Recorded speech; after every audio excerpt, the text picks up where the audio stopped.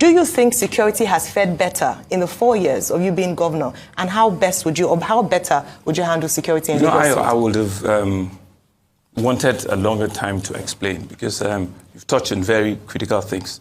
My role played, lessons learned, absolutely. There's no leader that will, worth his while, that will not do, a forensic analysis of what happened. But if you want to, for once, just drop it, right, and do a role play, put yourself in my situation and, just watch and not listen to what I think I want to hear, but hear what truly actually happened, and not just social media, In fact, the answers had started almost 3 weeks before that incident of October 20, almost 3 weeks. So it had built up, in itself in various locations. People have come to some certain locations as a place where they can always aggregate on a daily basis. I was the first governor that went there to meet with them nationwide. It didn't start in Lagos, but when it got to, I was the first, right? Waters and all sorts. That's the price of leadership. I was one that took the 4-4 or the 5-for-5 to Mr. President with pictures, with everything. I was the first that set up, right, a fund for people that were either had been molested by police to come forward and get restitution. Right, I was the first. I was the first that set up, a tribunal and a panel. In all of these things, I was the first. Move forward. The incident on that night happened. I was in my house with some cabinet members when it happened, so we didn't have an idea at all.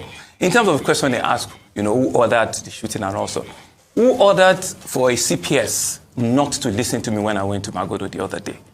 So you can see who ordered that. We had election last Saturday. There were more military out there, than police. Who ordered? It's not in my remit. It's not in my space.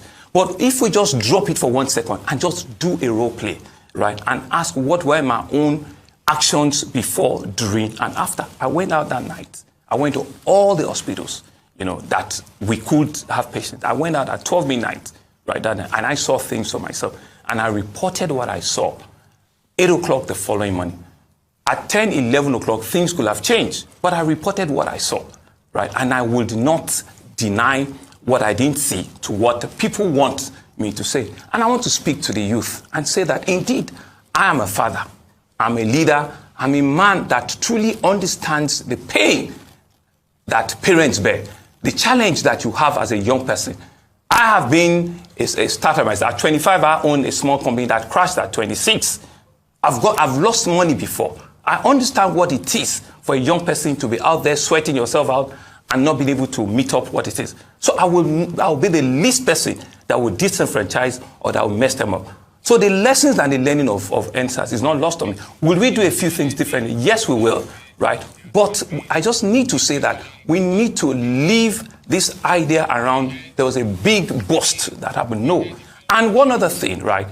All of the people, and I'm saying this for the first time on national TV, all of the people that claim that they were either injured or they were affected in one form or the other, I, Babajide Sanwo-Olu, have reached out to them and I've supported, I've given them jobs, I've given them empowerment, I've given them things for them to start with. And that's why you don't see anybody during this campaign trail coming out to say that I was an NSAS event, I lost something, and because I have taken it up, and I feel that is not a thing for the papers. That is something for me as a father, as a leader, to do for them and clear this air around it. Don't forget, it was 2022 that we had COVID. I lost citizens. After that event of 2020, it was October, in December, we lost the highest number of fatality on COVID based on all of the things that happened. We lost 7, 8 professors in 1 week.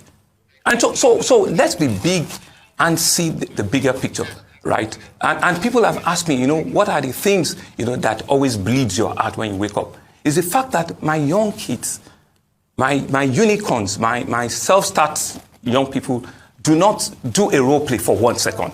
Don't put things in your head that this is the only way and that's what has happened. No, just for 1 second, drop it and do a reflective mode and play it back. It wasn't a flash incident. It was an incident that has piled up for 3 weeks. For 3 weeks. And for whatever reason, I didn't have control. I don't control the police. I don't control the media. We've still on the conversation just to do state police. We've been on it for 3-4 years. We've been on it. And to answer your second question on security, that has been. I was, and Almighty Dr. Ruben is here. We were both on the first board of the Lagos State Security Trust Fund. I was one of the people that set it up. And that has been a model that is helping us to fully equip the Lagos State Police Command, including buying diesel, buying fuel, buying everything for them. At some point, I had to buy ammunition for them just to keep them safe. Vehicles, those runs into hundreds. That's a minimum I can do. Encourage them, but for them to do the policing, that's their role, right? And for as long as it's still a national, health agency with just a small dotted line with me, there's not a lot that I can do.